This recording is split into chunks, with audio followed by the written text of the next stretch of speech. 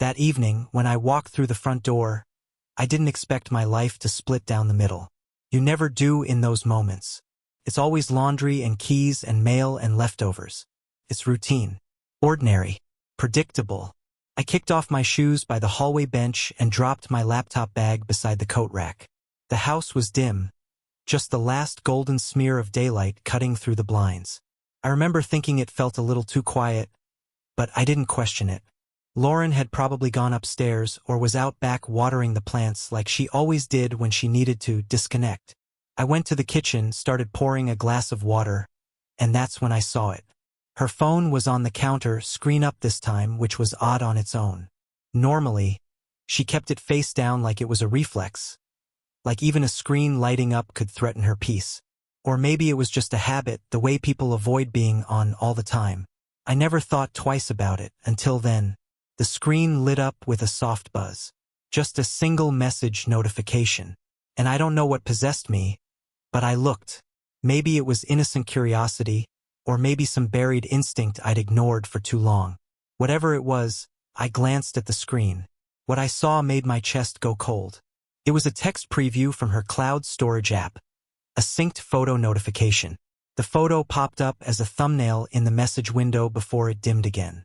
It lasted maybe 2 seconds. Just long enough. Lauren, sitting across from a man in what looked like a small restaurant.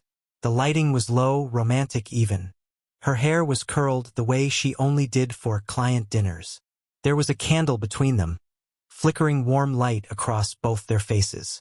They weren't eating. They weren't talking. They were just sitting there, holding hands. Her expression was soft, almost tender. A version of her I hadn't seen in months. Not reserved, not guarded, not stressed. She looked connected, and not to me. I didn't touch the phone. I didn't need to. That one image said everything. She walked in a minute later, reusable grocery bag over one shoulder, AirPods still in. She paused when she saw me, gave a little smile and said, "Hey, you're home early." I said nothing. I just tilted my head toward the phone, still on the counter. Her gaze followed mine. She didn't move for a second. Then she stepped forward, slid the phone toward herself, and hit the side button to turn the screen off. Just like that. "Oh," she said, her voice so casual it made my skin itch. "That's an old pic. Don't worry about it." I didn't say a word. I didn't have to. The way she said it, like it wasn't worth a conversation, was enough to make the floor shift under me. She avoided eye contact, just turned her back, started unloading groceries like we were still playing house. Like I hadn't just seen my wife holding hands with another man. "You going to tell me who he is?" I asked. She paused with her hand inside the bag, then shrugged. "A client. We met with him for dinner a few months ago. It was part of that big design contract I told you about." "A client," I repeated. "Yeah, I told you about that whole project with the interior firm in Sonoma." I didn't remember any such conversation, but even if she had told me, it didn't explain the int asterisk Macy. The candlelit table. The hand-holding. That didn't look like a business dinner, Lauren. She let out a short breath, like she was already bored of the topic. It was a moment. He was going through something personal. It wasn't romantic. Just compassion. Compassion. That's what she called it. I stared at her for a long time, trying to read her expression. But there wasn't one. Her face was locked in that neutral mask she used during client presentations. Just enough emotion to look present, but not enough to give anything away. "So you hold your clients' hands now?" I asked, my voice tighter than I meant. She finally turned to face me, arms crossed. "Alex, you're blowing this out of proportion. It was one photo, from months ago. It meant nothing. Then why did it show up today? Why's it sinking now?" She blinked. I saw the gears turning behind her eyes, trying to find the least damaging answer. "It must have just uploaded late. You know how weird those apps can be." I almost laughed. Not because it was funny, but because it was pathetic. I wasn't stupid. I worked in tech. I knew how cloud sync worked. You don't accidentally upload something private weeks or months after the fact unless it was buried, deleted, or intentionally hidden. I didn't even know you were in Sonoma, I said. She turned away again. Jesus, Alex, are we really doing this right now? I just got home. I'm exhausted. That was her move, exhaustion as a shield. Turn the heat down, make me feel like I'm the one being dramatic. I'd seen it before in small arguments. This was just a louder version of the same silence. I felt this weird mix of numbness and clarity all at once. She didn't deny the photo, didn't try to explain who he was beyond a vague title. She didn't even bother pretending to be surprised I saw it. No shock, just annoyance. And that told me everything I needed to know. There are moments when a relationship doesn't just break. It thins like glass until it gives out under weight you didn't even know was there. That night, something between us cracked. Not because of what I saw, but because of what she didn't say. She didn't apologize. She didn't try to fix it. She didn't fight for the truth because the truth had already left the room with him, wherever he was. And still, some part of me wanted her to offer something, anything to hold on to. Not forgiveness. Not even honesty. Just a sliver of realness. Something that said, yes, I betrayed you, but I see what it's done to you. Instead, she said, can we not do this tonight? And walked upstairs. She left me standing in the kitchen with nothing but her phone screen and the ghost of a dinner I was never invited to. And for the first time in years, I didn't follow her. I just stood there, wondering how long I'd been loving someone who had already stopped loving me. I didn't sleep that night. Not really. I lay in bed, staring up at the ceiling while Lauren's breathing stayed slow and steady beside me. Either she had no trouble sleeping through the fallout, or she was faking it. I honestly didn't know which one would hurt more. I kept going back to that photo. Not just what was in it, but what wasn't. The angle, the lighting, the softness of her eyes. There was no awkwardness. No flash of guilt caught mid-laugh. Just calm, comfort, familiarity. Whoever took that photo, they weren't hiding, and neither was she, which meant that moment wasn't a mistake. It was allowed to happen. It was safe. And that's when it hit me. She wasn't living a double life. She had simply redesigned one that didn't include me. All night, I retraced the breadcrumbs I'd ignored. The sudden interest in evening jogs that came out of nowhere. Lauren used to hate cardio. Claimed it murdered her knees. Then one day, she bought new shoes, a running belt, and said she needed a new routine to clear her head. I remember watching her lace up one evening while I was still logging off from work. Want some company? I asked. She smiled like I just misunderstood the assignment. It's not a social thing, babe. It's meditative. So I let it go. Then came the team-building workshops. Every other week, it seemed like she was at one, always on a Thursday, always somewhere far enough away that she'd stay overnight. I even remember her printing out a little itinerary once. Just so you know where I'll be, she said. Looking back, that should have been my red flag, when someone over-explains something you didn't question. It's not about reassurance. It's about control. Controlling the version of the story you hear so you don't ask for the real one. And the calls. God, the calls. She never used to care where she talked. She'd walk around the house on speakerphone, laptop open, glass of wine in hand. But lately, every call got taken outside. I'd hear the door click shut behind her, followed by the low hum of her voice on the patio. Always muffled, always private. I even caught her shielding the screen once. I walked in unexpectedly and asked who she was texting.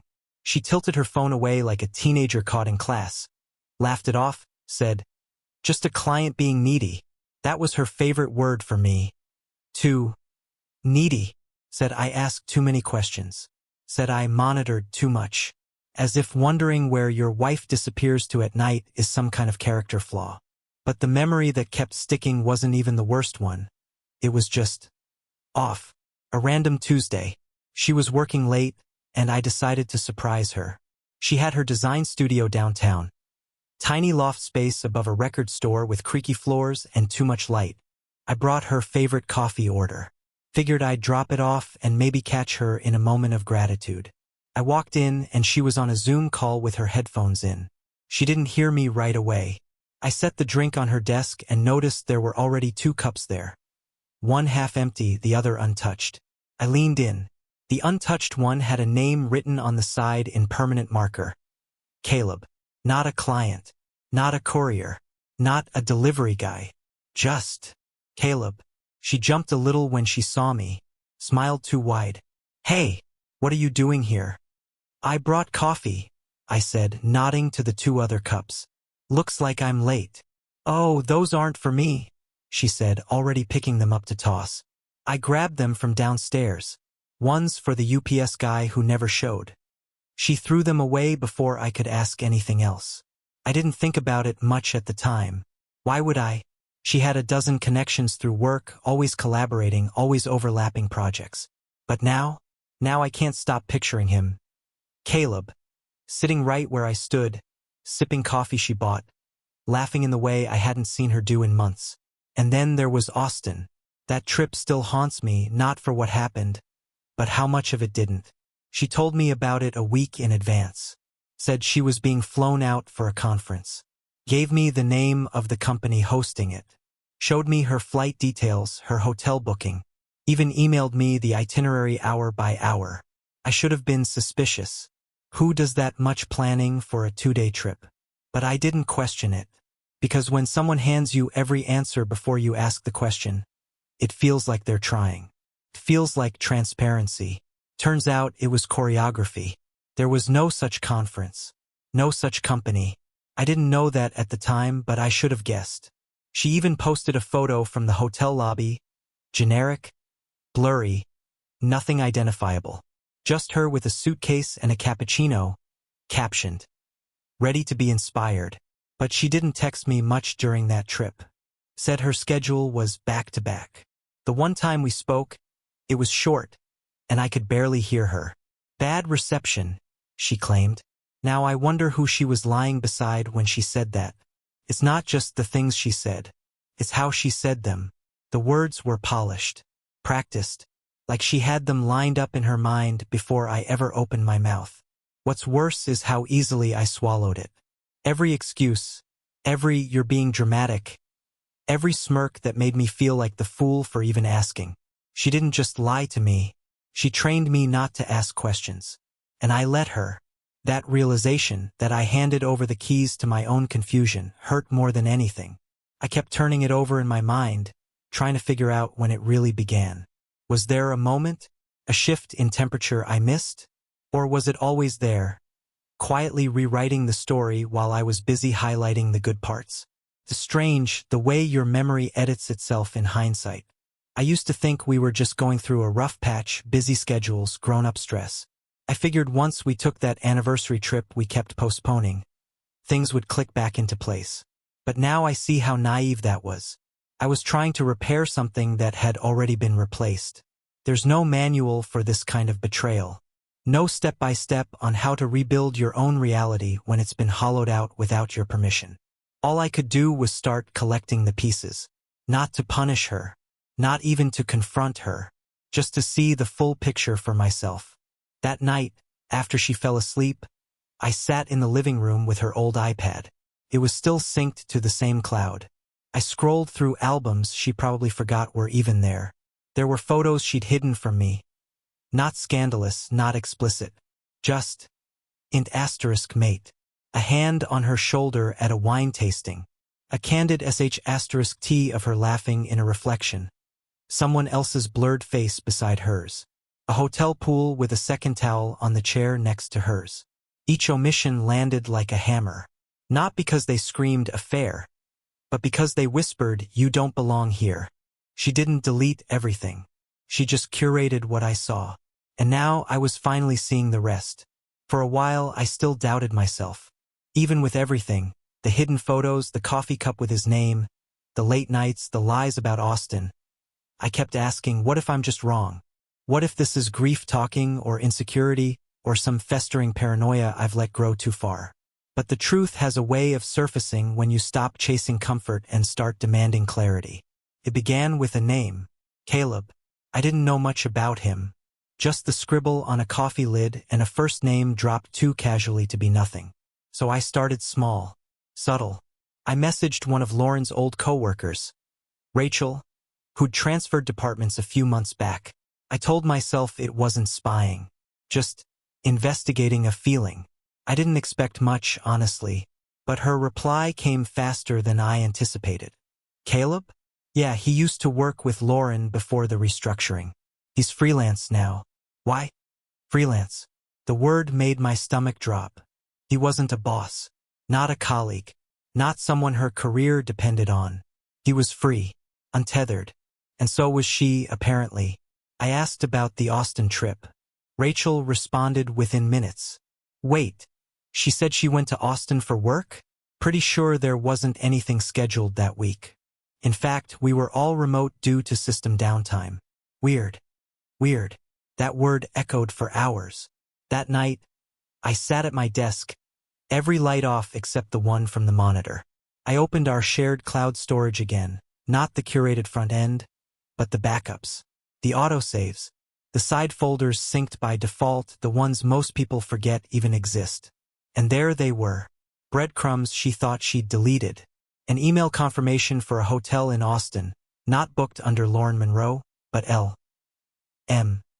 Winslow, her maiden name, paired with a second guest. No name, but I cross-referenced the booking site. It was a couple's package, deluxe suite, champagne on arrival, couple's massage credit included. I found the receipt in a folder labeled Taxes 2022. Of all things. Digging deeper, I uncovered archived text messages saved from her old iPhone. Not full conversations, just cached previews from backups. They were short, incomplete, but damning. Caleb, can't wait to see you again. I still taste that wine on your lips. Lauren, counting down. Room 608, right?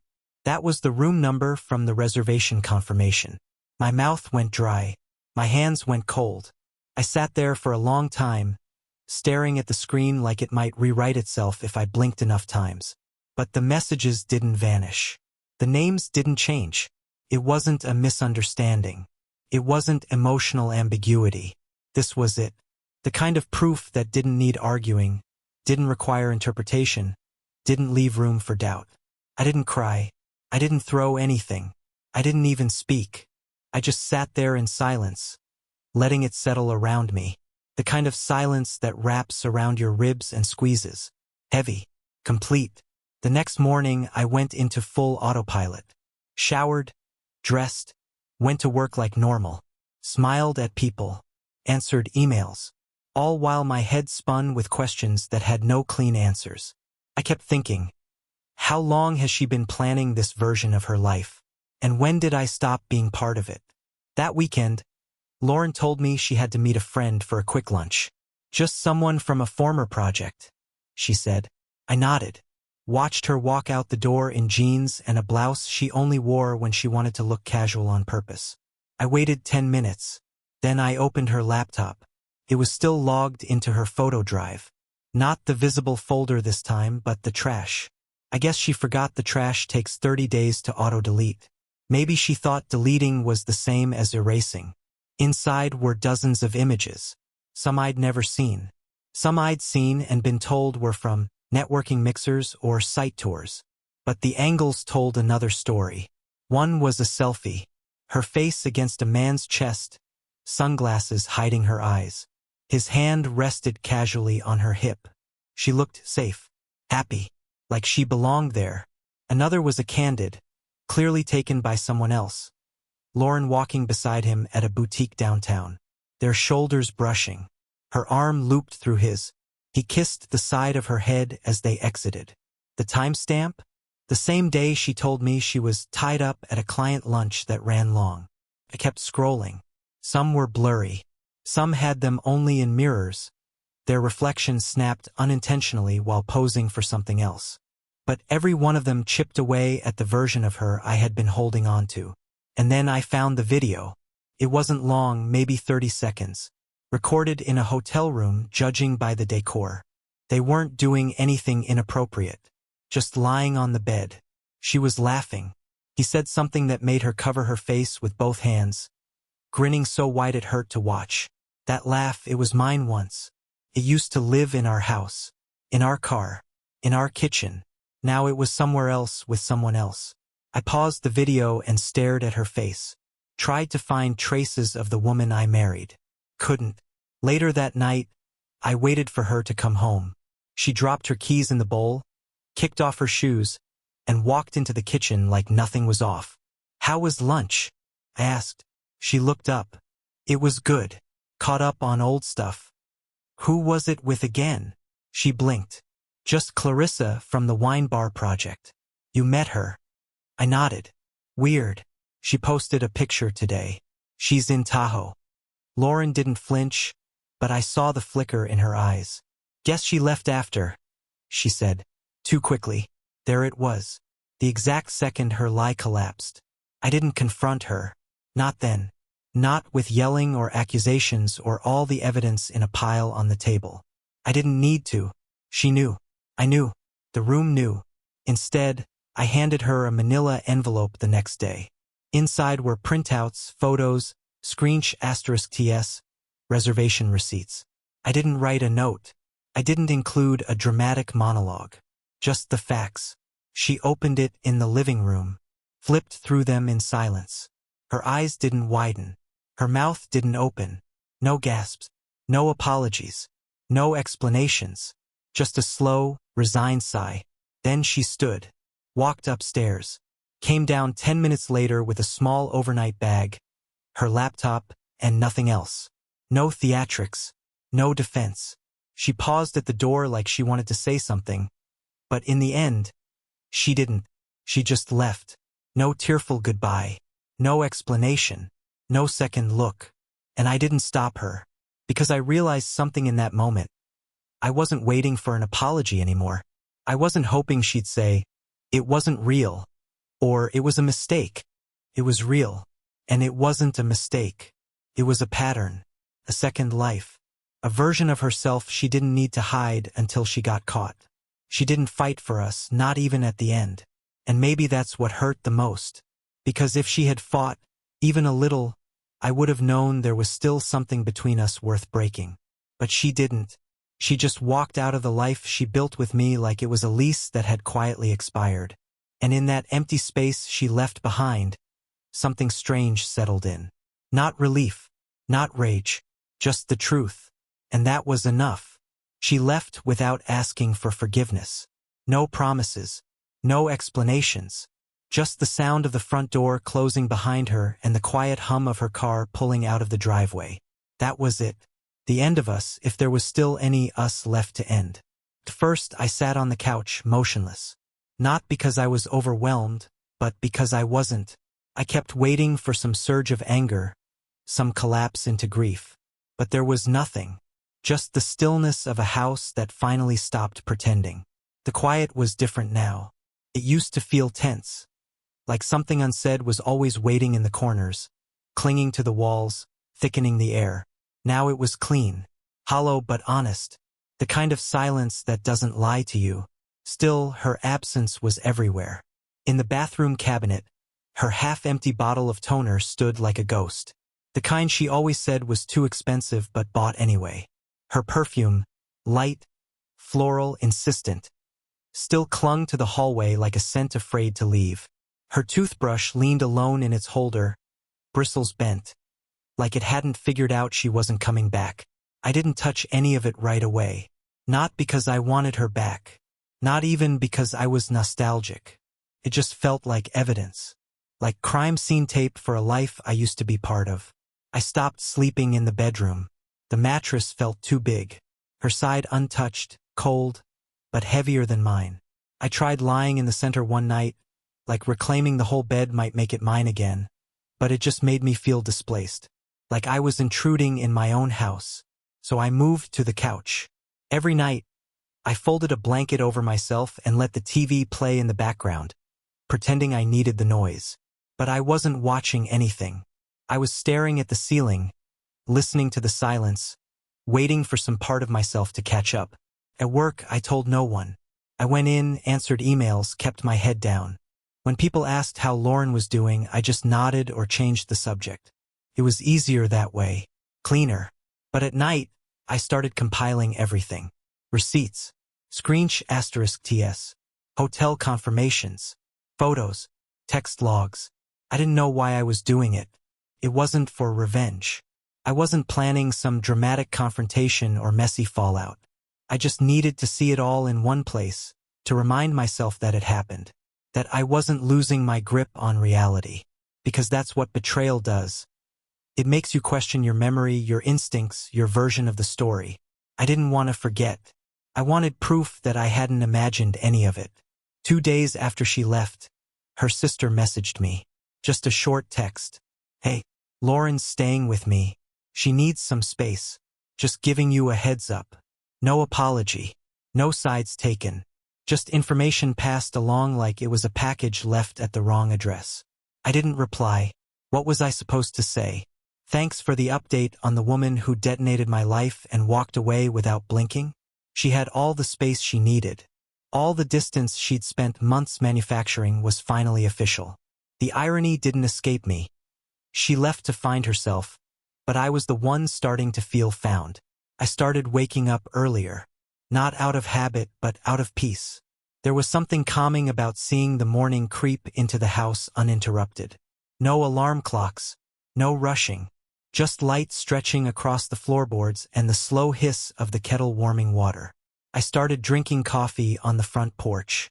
That used to be her thing. Early mornings, mug in hand, legs curled up beneath her on the bench. I always stayed inside, half asleep, waiting for her to come in and talk about things I wasn't awake enough to process. Now it was my ritual. Same bench, new version of me. At first, it felt performative, like I was staging a life for myself I hadn't earned yet. But eventually, the motions became real. The coffee started tasting better. The breeze felt sharper. I stopped checking my phone while I sipped. Just sat there, listening to the birds, watching the neighbors start their day. I started noticing how much of my life had been curated around her preferences. The artwork on the walls, abstract, cold, expensive, picked by her because it elevated the space. The color scheme in the bedroom, pale blues and grays because cool tones promote sleep. The dishware, ceramic, mismatched, artisan, as if we lived in a lifestyle catalog. I didn't even like those plates, so I started changing things. Slowly, quietly, I packed her stuff into boxes. Methodically, I didn't throw anything out. I didn't destroy or break or burn. I labeled everything: closet, office, bathroom, miscellaneous. Felt like archiving, like preserving a failed exhibit for future review. The boxes went into the garage. Then I started with the bedroom. I bought new curtains. Bright ones, not the blackout kind she insisted on. I moved the bed, shifted the desk, replaced the lamp. I even changed the comforter. Got one with reds and oranges, colors that felt like they belonged to me. Funny how reclaiming a room can feel like reclaiming oxygen. I moved into that space again, this time alone. This time awake. One afternoon, I passed a mirror in the hallway and did a double take. I looked different. Not better. Just clearer. My shoulders were relaxed. My eyes less tired. Like someone had removed a weight I didn't realize I was carrying. The days blurred in a good way. Not in grief. In healing. I walked more. Ate when I was hungry. Stopped scrolling until 2 a.m. I even started sleeping through the night. And then came Melanie. I met her while walking near the park. She was standing on the sidewalk, looking confused, holding a crumpled flyer and a leash tangled in her fingers. A golden retriever bounced at her feet. Leash looped around her ankles like he was trying to lasso her to the tree. I stopped and offered a smile. Need a hand? She looked up, flushed, and laughed. Depends. Are you good at untying knots and navigating vague directions? Expert in both, I said. And I wasn't lying. Turned out she'd just moved in a few streets over. New job. New city. Fresh start. I recognized the tone. The uncertainty wrapped in optimism. The kind of voice people use when they're still trying to convince themselves they made the right choice. We talked for maybe 10 minutes. Nothing heavy. Just light conversation, grocery stores, nearby cafes, good pizza places. Her dog sniffed my shoes and gave his approval. There was no spark. No instant chemistry. but there was ease. And after weeks of navigating emotional debris, ease felt like gold. She thanked me, smiled again, and disappeared down the sidewalk, her dog bounding beside her like he was the one who saved the day. I walked home without thinking about Lauren once. And that night, I slept like the past had loosened its grip. People always talk about heartbreak like it ends with dramatic closure. A screaming match, a dramatic monologue, a scene where someone slams a door and sobs in the rain. But that's not how it happens. Real endings are quieter. They're in the toothbrush left behind, the dent in the pillow that doesn't disappear, the mug with someone else's favorite tea still sitting on the shelf. And the healing? That's quiet too. It's not a breakthrough. It's a slow uncoiling, a stretch, a breath. I didn't need to find someone new to be whole again. I just needed to stop living in someone else's unfinished story. And in the space she left behind, once I swept away the broken pieces, I started writing something else. Something mine. It was a Thursday afternoon when he showed up. The sky was gray, heavy with the kind of stillness that usually precedes a storm. I had the front door cracked open to let in some air, just enough for the breeze to lift the edges of the mail on the table. And then I heard it. 3 knocks. Not hard, not rushed, just deliberate. I thought it might be a neighbor or someone selling solar panels again. But when I pulled the door fully open, there he was, Caleb. He looked exactly like I pictured, which somehow made it worse. Mid-30s, button-down rolled at the sleeves, tailored jeans, leather watch, not flashy, just polished. He had that kind of curated look you only get when you're deeply invested in how effortless you appear. His face was calm, almost apologetic, like he'd been rehearsing this moment in the mirror. Not a hair out of place. His posture radiated guilt, but the performative kind. The kind that makes a show of regret without ever truly offering it. "Hey," he said softly, his voice low and warm, like we were old friends who had drifted apart and were just now reconnecting. I didn't answer. I didn't even step aside. I just stared at him. He glanced past me into the house, like he was trying to imagine what it used to look like when Lauren lived here. Or maybe he was hoping to see her again, even now. "I know I probably shouldn't be here," he said, shifting slightly. "But I figured, well, maybe you'd want to hear it from me. Man to man." That phrase, man to man, it landed like a stone in my stomach.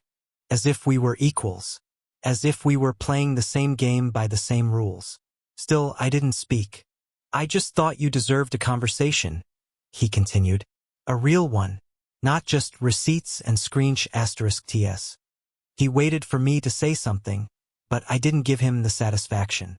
"Look," he said, and I could tell he was pivoting now, shifting strategies like someone who'd practiced multiple outcomes. "What happened between me and Lauren? It wasn't planned. It wasn't some calculated betrayal. It just happened. That was the excuse. The universal fallback. It just happened. As if months of secrecy, coded messages, and hotel reservations grew organically from the soil without anyone choosing to plant the seed." He sighed, folding his arms, trying to look sincere. "She was unhappy. You probably know that already. She felt disconnected, like she wasn't seen. I didn't mean to get involved. But when we started working together, we just clicked. Clicked, like a seatbelt, like a trigger. I finally spoke. Just one word. "Why?" He blinked. "Why what? Why are you here, Caleb?" He opened his mouth, then closed it. Took a breath. "I guess I needed to know that you were okay." I actually laughed at that. A quiet, disbelieving sound that came from the back of my throat. "You needed to know I was okay?" He nodded, earnestly, like he believed it. "I know I hurt you," he said, "and I know what we did was wrong, but I never meant for it to cause damage. We didn't start this out of malice. It was connection, emotional, not just, don't," I interrupted. My voice wasn't loud, but it was enough to make him stop talking. "Don't soften it. Don't wrap it in sentiment. You're not here for me. You're here for yourself." He shifted his weight again, but I didn't let him speak. "You're not the villain in your story. I get that. You've probably already framed this as something complicated and human and tragic. But let me be very clear, this was a choice.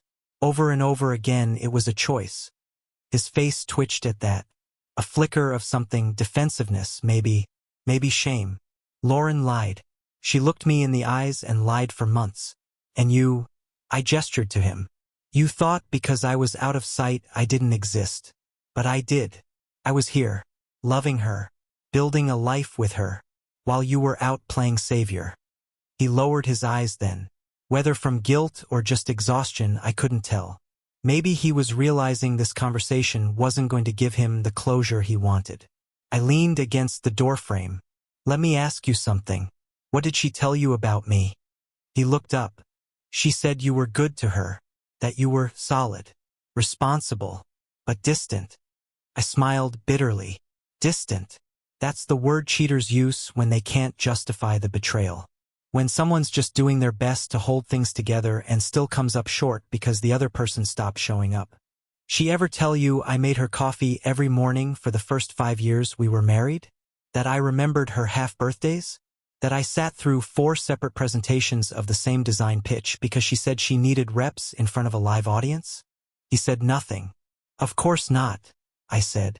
Because that would make this harder for you to excuse. The silence between us stretched.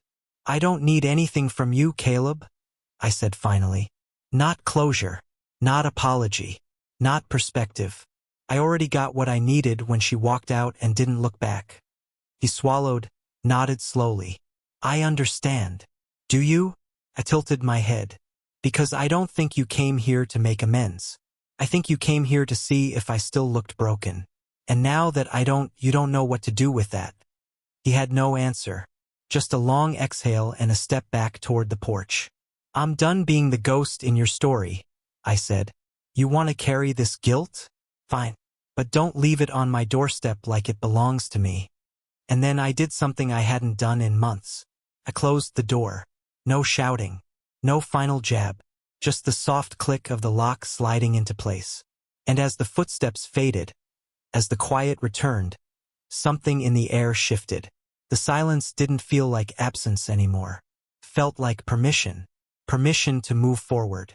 To reclaim every square inch of this house, this life, this identity that had been hollowed out and rented to strangers. I leaned back against the door, eyes closed, breathing slow. He was gone. And with him, the last piece of the lie that had haunted this house. For the first time since the photo appeared on her phone, the story felt finished. Not complete, but finished. And that was enough.